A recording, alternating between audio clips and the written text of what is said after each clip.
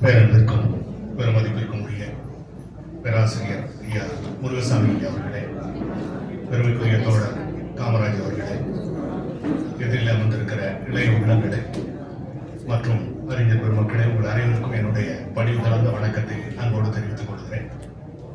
அடிகளார் நோக்கி சமய சான்றோர்கள் என்கிற ஒரு கருத்தின் அடிப்படையில் பேசிக்கொண்டே இருக்கலாம். 15-16 தொகுதிகளில் 4 தொகுதிகள் அடிகளாருடைய சமய கருத்துக்கள் வலியுறுத்தப்படுகின்றன. படித்து படித்து எந்த ஒரு வார்த்தையும் விட்டுவிடாமல் உடம்பதித்துக் கொள்கிற அளவுக்கு உறுதியான ஒரு சமய சமரசத்தை அடிகளார் அவர்கள் பேணியிருக்கிறார்கள். ஒரு சமயம் என்பதை அவர் எப்படி எடுத்துக்கொள்கிறார் என்று சொன்னால், ஒரு எளிய எடுத்துக்காட்டு. காலையில் பேசிய மீன் பெற்ற கதையை மீண்டும் நினைவு சொல்வது போல அந்த கருத்து அமைந்திருக்கிறது. அடிகளார் சொல்கிறார், ஒரு சமய வாழ்க்கை என்றால் எப்படி இருக்க வேண்டுமானால் ஒரு மீன் போல வாழ வேண்டும் என்று சொல்கிறார். மீன் தண்ணீருக்குள்ளே வாழ்கிறது, தண்ணீருக்குள்ளே தூங்குகிறது, தண்ணீருக்குள்ளே தன் வாழ்க்கையை அமைத்துக் கொள்கிறது. அதுபோல சமயம் என்கிற ஒன்று மனிதனை சுற்றி மனிதனுக்குள்ளாக மனிதனோடு கலந்து வாழ்கிற மீனும் நீரும் போல ஒரோ வழி தொடர்புடையதாக இருக்க வேண்டும் என்று அடிகளார் கருதுகிறார். அப்படி ஒரு மனிதன் மீனோடு அவன் வாழ்கிற அந்த வாழ்க்கை முறையை நான் உங்களுக்கு அப்படியே சொல்ல வேண்டுமானால், அவர் சொல்லுகிற அந்த வார்த்தையில் சொல்ல வேண்டுமானால், மீனுக்கு தண்ணீர் இன்றியமையாதது. மீனுக்கும் தண்ணீருக்கும் உள்ள உறவு ஒரோ வழி அமைந்தது என்று பிரிக்க முடியாது, நிலையானது. சமயம் என்கிற ஒரு கொள்கையாக சில பேர் வைத்துக் கொண்டு அதை தனித்து வைத்திருக்கிறார்கள். அப்படி இல்லை. சமயம் ஒவ்வொருவருடைய வாழ்க்கையில் மீனும் தண்ணீரும் போல இருக்க வேண்டும் என்று அவர் குறிப்பிடுகிறார். அதிலும் சமய சான்றோர்களோடு அவர் கைகோர்த்து நடக்கிறார். மிக அருமையான செய்திகளை சமய சான்றோரிடமிருந்து பெறுகிறார். அவற்றையெல்லாம் அவர் சொல்கிற போது ஒரு அழகான குறிப்பு இருக்கிறது. என்னை எப்படி வாழ வைக்க வேண்டும் என்று அடிகளார் காலையில் இறைவனிடத்தில் கேட்கிறார். அவருடைய சிந்தனை துளிகள் பல இருக்கின்றன. ஒரு சிந்தனை துளி, இறைவா, மூடர்களையும் படைத்து புத்திசாலிகளையும் படைத்து ஏன் வேடிக்கை பார்க்கிறார்? மூடர்களுடன் பேசவே முடிவதில்லை, பேசுபவர்களை முட்டாளாக்கி விடுகிறார்கள். மூடர்களுடன் தர்க்கம் செய்வதை தவிர்த்துவிட எனக்கு அருள் செய். வேண்டவே வேண்டாம். வேகம் இல்லாதவர்களுடன் தர்க்கம், முக்தி நெறி அறியாத மூடர்களுடன் என்னை கூட்டி வைக்க விடாதே என்று அறிஞர்களையே வாழ்க்கையில் ஆதாரமாக கொண்டு நான் வாழ வேண்டும் என்று அவர் கருதுகிறார். அப்படி அவர் கை கொண்ட சமய சான்றோர்களில் மிக முக்கியமானவர் அப்பரடிகள். அப்பரடிகளுடைய வாழ்க்கையை தேர்ந்து நுணுகி ஆராய்ந்து அதன்படியே வாழ வேண்டும் என்று வாழ்ந்து காட்டிய நெறியை உடையவர் நம்முடைய அருமைக்கு பெருமைக்கும் உரிய கொண்டக்கூடிய அடிகள். அதிலும் குறிப்பாக எல்லோரும் பீடாதிபதி மடாதிபதி என்று சொல்லிக் கொண்டு வருகிற போது அடிகளார் என்கிற அற்புதமான தொடரை தனக்காக ஏற்படுத்தி கொண்ட அன்பின் அடியவராக விளங்கியவர் தவிர்த்திருக்கின்றக்கூடிய அடிகளார்.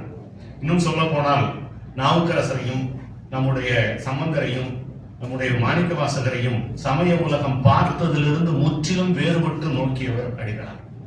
இதுவரை சமய உலகம் எப்படி பார்த்தது என்றால், திருநாவுக்கரசரை சரியை மார்க்கமுடையவர், தாத மார்க்கமுடையவர் என்று சமயம் சொல்லிக் கொண்டே வந்தது. ஞானசம்பந்தரை கிரியை மார்க்கமுடையது, சத்புத்திர மார்க்கமுடையது என்று சொல்லி வந்தது. சுந்தரரை யோக மார்க்கம் சகமார்க்கம் சார்ந்தவர் என்று சொல்லி வந்தது. மாணிக்க வாசகரை ஞானம் சன்மார்க்கம் சார்ந்தவர் என்று ஒரு பெரிய தத்துவ விளக்கத்துக்குள் வைத்தது. அடிகளார் அப்படியே இதை புரட்டி போடுகிறார். இவர்கள் அனைவரும் சமயவாதிகள் என்ற நிலையிலிருந்து மாற்றி சமுதாயவாதிகள் என்பதாக குறிப்பிடுகிறார். மிக இன்னும் தெளிவான நுணுக்கமாக குறிப்பிட வேண்டுமானால், ஞானசம்பந்தருடைய பாடல்களில் கடைசி பாடல் முத்திரை பாடல். அந்த பாடலை ஏன் பாட வேண்டும் என்று அடிகளார் கேட்கிறார். ஏன் கடைசியில் ஞானசம்பந்தருடைய குறிப்பு இடம்பெற வேண்டும்? அது ஏதோ அவரை தன்னை விளம்பரப்படுத்துவது போல இருக்கிறது என்கிற ஒரு நோக்கத்தில் பார்த்துவிட்டு அதை எழுதுகிறார். தன்னிகர் இல்லா சண்பையர்கோன் என்று கூறிக்கொள்வது அவருடைய பதிகங்களில் காணப்படுகிறார். திருஞான சம்பந்தரிடம் தன்முனைப்பு இருந்ததில்லை, சிவமாம் தன்மை பொருந்தியவர். ஆதலால் பதிகம் பயன்குரியது, ஏற்புடையது. அவர் தன்னலத்துக்காக இதை செய்யவில்லை, சமூகம் இதை பயன்படுத்திக் கொள்ள வேண்டும் என்பதற்காகத்தான் கடைசியில் முத்திரை பாடலாக அந்த பாடலை வைத்திருக்கிறார் என்று தன்னலமில்லாத ஒரு சமயவாதியாக ஞானவானாக நம்முடைய ஞானசம்பந்தரை அவர் பார்க்கிறார். ஞானசம்பந்தரின் தமிழ் அருமையானது, எளிமையானது, ஆயிரம் பொருள் பொதிந்தது. ஒரே ஒரு அடியை எடுத்துக்கொண்டு விளக்கம் பல சொல்லுகிறார். நன்றுடையானை தீயதில்லானை, இந்த ஒரு தேவார அடியை எடுத்துக்கொண்டு அது என்ன நன்று தீயது, நாம் நன்று என்று நினைக்கிறதெல்லாம் தீமை கலந்தது என்று அடிகளார் பேசுகிறார். நீங்க எதெல்லாம் நல்லதுன்னு சொல்றீங்களோ அதெல்லாம் தீமை உள்ள இருக்கும். சரி, அப்ப ஆண்டவனை எப்படி பண்ண? நன்றுன்னு சொல்ற பியூரிட்டிக்கு அவன் தான் உண்மையானவன், தீயது கலப்பில்லாதவன், அதனால் தான் நன்றுடையானை தீயது இல்லாதனை என்று திருச்சிராப்பள்ளி பதிகத்தில் சம்பந்தர் பாடுகிறார் என்று மிக குறிப்பாக அவருடைய அந்த வார்த்தைகள் ஞானசம்பந்தரை ஒரு சமுதாய முன்னேற்றம் காணுகிற ஒரு மிகச்சிறந்த சமுதாயவாதியாக காட்டுகிறார். அடுத்தது அப்பரை பற்றி அவர் எழுதி கொண்டே செல்கிறார். நிற்க முடியாத அளவுக்கு, நிறுத்த முடியாத அளவுக்கு எழுதி கொண்டே போகிறார்.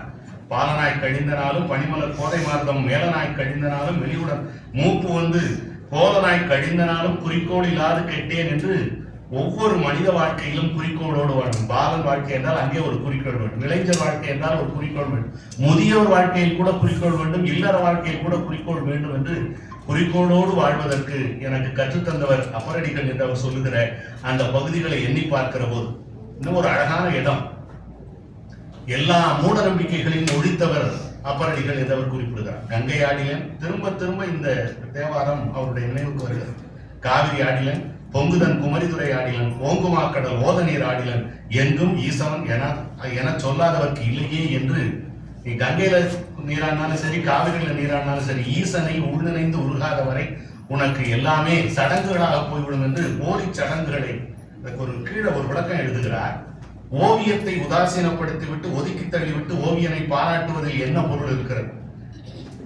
இப்படி செய்வதால் ஓவியனை திருப்திப்படுத்திவிட முடியுமா? கவிதையை கழிவு கூடையில் போட்டுவிட்டு கவிஞனை பாராட்டுவதில் என்ன பொருள் இருக்கிறது? அப்படி செய்வதால் கவிஞனை திருப்திப்படுத்த முடியுமா என்று படைப்புக்கும் அதனை படைத்த கலைஞனுக்குமான ஒரு அற்புதமான ஒரு செய்கையை அவர் எடுத்து வைக்கிறார் என்று சொன்னால் இன்னும் நிறைய அப்பரை பற்றி. தாய்மொழி வழிபாட்டுக்கு அவர்தான் சிறந்தவர், உழவார தொண்டுக்கு திருத்தொண்டுக்கு அவர்தான் சிறந்தவர் என்று அந்த நோக்கத்தை சமுதாய நோக்கமாக அவர் பணிந்திருக்கிறார் என்பதை பார்க்கிற போது அப்பருடைய அந்த கொள்கைகளை பின்பற்றி வாழ்ந்த மிகச்சிறந்த இதிலும் சுந்தரரை அவர் நம்முடைய அடிகளார் நோக்கிய நோக்கு எப்படி என்று கேட்டால், அவர் கலப்பு மனம் செய்தவர் என்று சுந்தரரை வித்தியாசமான நோக்கத்தில் சொல்கிறார்.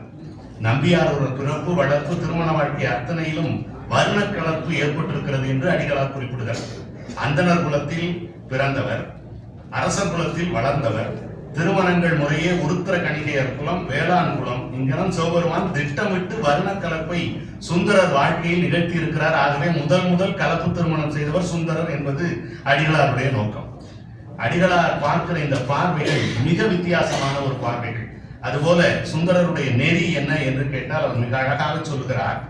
சுந்தரர் சரிக்கு சமமாக ஒரு தோழனாக தன்னை ஏற்படுத்திக் கொண்டவர் என்கிற சூழ்நிலையில் சிவபெருமானோடு அவர் கலந்த அந்த விஷயங்களை பார்க்கிற போது இந்த மூவரை பற்றி ஒரு கமெண்ட் வருகிறது அடிகளார். சுந்தரர் பதிகங்கள் அனைத்திலும் கடைக்காப்பு உண்டு, திருநாவுக்கரசர் பதிகத்தில் மட்டுமே கடைக்காப்பு இல்லை. சுந்தரர் திருமுறையின் விழுமிய சிறப்பு சுவத்துடன் சுந்தரருக்கு இருந்த நெருங்கிய உறவும் உரிமையும் வெளிப்படுகிறது என்று அவர் குறிப்பிடுகிறார்.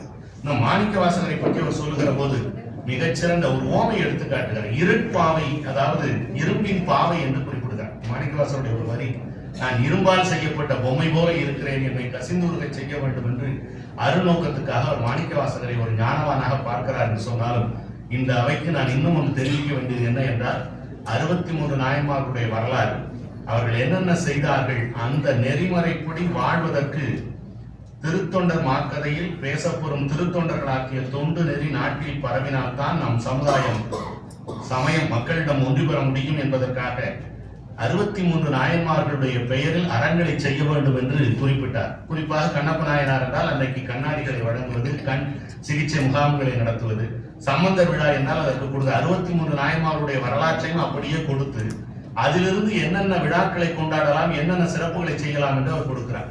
அப்பர் சாமிகள் திருமேனிக்கு சிறப்பு வழிபாடு செய்வது, இந்த அப்பரை பற்றி எழுதியிருக்கிறது. உழவார தொண்டு செய்தல், உழவார பணி செய்யும் பணியாளர்களுடன் கலந்துரையாடல், விருதளித்தல், பாராட்டுதல், திருமுறை கோயில்களை அமைத்தல், திருமுறை ஆசிரியர்களுடன் கலந்துரையாடுதல், விருந்தளித்தல், பாராட்டுதல், மேற்படி பணி செய்யும் பணியாளர்களுடன் கலந்துரைத்தல், அப்பர் வரலாறு, திருமுறை பற்றிய கருத்தரங்களை நிகழ்த்தல், ஜாதி வேற்றுமை அகற்றும் பணிகள் நிகழ்த்தல், குன்றக்குடி கிராம வீதிகளில் தூய்மை பணிகளை மேற்கொள்ளுதல் என்று அப்பர் குரு பூஜை என்று செய்ய வேண்டிய பணிகளை கொடுக்கிறார். 63 நாயன்மார்களுடைய அந்த குரு பூஜையிலும் செய்ய வேண்டிய பணிகளை அவர் வழிமொழிகிறார். இது மட்டும் இல்லாமல் 63 நாயன்மார்களை கடந்து மங்கையர்க்கரசியாரை மக்கள் நம்ம குடும்பத்தில் இருக்கக்கூடிய மகளிருடைய திலகமாக கருதுகிறார். குமரகுருபரர், வள்ளலார் என்று அவர் சமய சான்றோர்கள் அனைவரோடும் கலந்து பழகி அந்த வாழ்க்கை முறையை தன்னோடு வாழ்க்கை முறையை ஆகிக்கொண்டு அத்தனை பேரையும் சமயம் என்கிற எல்லையிலிருந்து சமுதாய எல்லைக்கு கொண்டு சென்றவர் நம்முடைய அடிகள் பெருமானார். 100 ஆண்டு காலம் அவருடைய வாழ்க்கை இன்னும் பல்லாயிரம் ஆண்டு காலம் நமக்கு வழி நெறி தரக்கூடியதாக இருக்கிறது என்பதை சொல்லி அன்போடு விடைபெறுகிறேன். நன்றி, வணக்கம். சிறப்பினை மிக அழகாக எடுத்து எம்பிய திருவாடானை